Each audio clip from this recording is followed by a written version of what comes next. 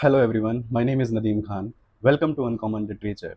Today we are going to do The Second Coming by W.B. Yeats. He was a modernist poet and a contemporary of T.S. Eliot. He wrote this poem in 1919, which was a time of First World War.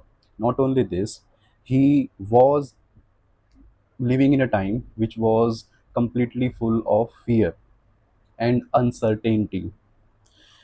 Moreover, the poem abandons the optimism of Victorian age and presents a fragmented world of modernism in which fragments and symbols were promoted and used in the works of the modernist writers. Also, morality has weakened and chaos threatens to replace the order.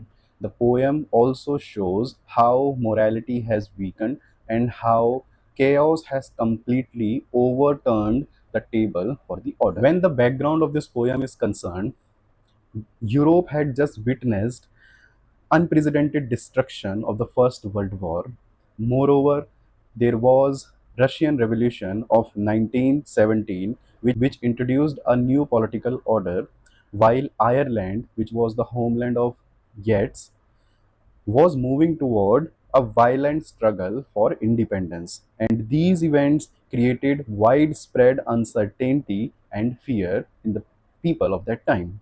At the same time, people were also questioning the religious beliefs. So I just want you to know that at the time this poem was being written, there was complete chaos. The people were starting to question everything. There was fear, there was uncertainty, there was no order which was being followed, whether it was religious, whether it was political, whether it was any other kind of authority. Now, this point is important. After this, we will move to the poem. Yeats had mentioned in his work a vision. He mentioned his philosophy of the history. He says that each civilization grows and reaches maturity, declines, and eventually gives way to another civilization. He wants to say that one civilization comes, matures, and then declines, and it also gives way to the next civilization. He believed civilizations developed in recurring cycles, and he explained these cycles through the gyre. Gyre is a kind of spiral which is moving and moving and moving. Through this, he mentioned and he related gyre to the civilization. And when one gyre is complete, another gyre of the next civilization starts to spiral again. He believed every historical cycle lasts approximately 2000 years, and what was the time when Christ was born? Almost 2000 years back. So he believes that now the Christian era was approaching its end. Now we have to start the poem. He starts turning and turning in the widening gyre. The falcon cannot hear the falconer. The very first line is the reference to the civilization gyre, which I just mentioned to you. He is saying that turning and turning, that the widening gyre I mentioned through the image as well, you can understand that this gyre is moving and moving and moving, and as it is moving, it is also widening. Okay, like a cone, like a ice cream cone, if you can imagine. The falcon cannot hear the falconer. Falcon is a bird and which is very good at the hunting skills, and it can go to a distance, but it can act very swiftly as one whistle or one sound of his master. But here he says, now the time of destruction has come. The falcon cannot hear the falconer. Falconer here means the master of the bird. I also want to draw your attention that here falcon is a symbol for the people of the world, and falconer is a symbol of the God, the order. That people are not following the order, the God who made us all. Now we are moving away and away from Him. Very important and famous line in English literature's history: things fall apart, the center cannot hold. Very important. Chinua Achebe took his title, Things Fall Apart, from this line. Things fall apart, the center cannot hold. So I mentioned that there was no certainty, no political power was stable. And this is why this line comes, the center cannot hold, the fixity was not there. Okay, mere anarchy is loosened upon the world. The line is clear. Anarchy is completely lawlessness, no rules at all. It is spread on the world. The blood dimmed tide is loosed.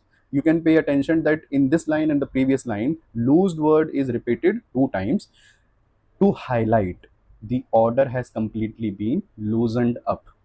The blood deemed tide, it is an important imagery and symbol. Blood deemed tide is here a reference to the violence which is going on, and it is also tainting the nature. This country, England and France, were also going on in kind of war, and when they are shedding the blood, the blood obviously go inside the water. So that this is why this term has been used here. Blood dimmed tide is loosed, and everywhere the ceremony of innocence is drowned. So innocence is completely gone, and there is chaos everywhere. The best lack all conviction, while the worst are full of passionate intensity. This is important line. He wants to say that innocence is completely lost at the present time, and the people who have wisdom, they are not coming forward. They are completely uninterested. That is why the worst people, the extremists, are full of passionate intensity. Basically, the powerful people are those who are not good. They do not have intelligence. They do not have wisdom, and the intelligent people are not coming forward to help the people. We are done with this first stanza. Let us move to the next one. Second stanza starts, surely some revelation is at hand. Now pay attention.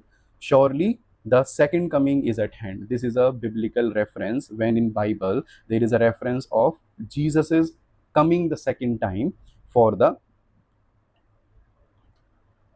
for saving the humanity. The second coming, hardly are those words out when a vast image out of Spiritus Mundi troubles my sight.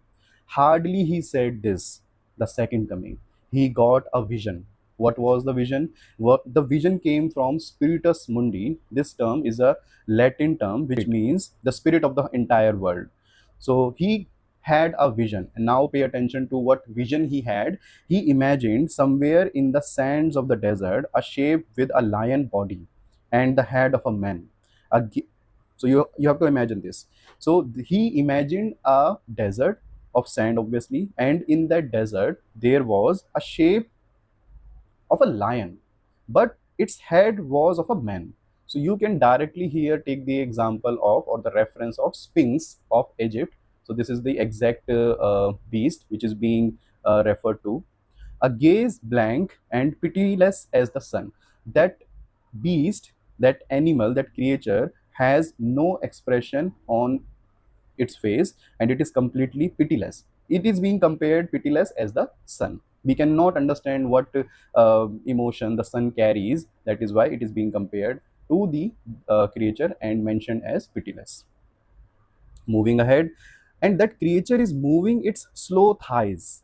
That creature is moving its slow thighs, while all about it real shadows of the indignant desert birds. So you can imagine through this image as well that the sphinx kind of creature is moving slowly, not with a speed, very slowly it is moving, and there are desert birds which are flying around it, and their shadows are casting upon the desert.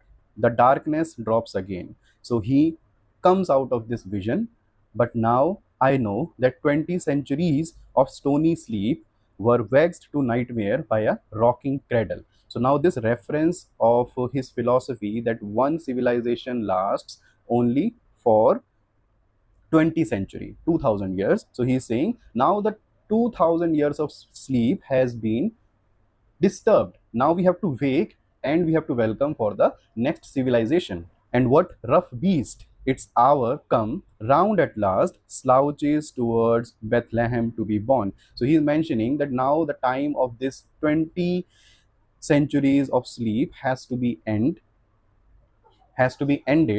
And what rough beast is coming? He is again mentioning that sphinx, that beast is coming with a very slow pace, which is highlighted by this word slouches, and it is coming towards Bethlehem. Bethlehem was a place where Jesus Christ was born. So this is a kind of irony when he mentions that there is a second coming. So it is a positive idea taken from the Bible that Jesus Christ would come again for the humanity, and he turns this idea into a negative beast. He says that Jesus Christ will not come, rather a beast will come, rough beast he mentioned, and he is slouching towards Bethlehem to be born.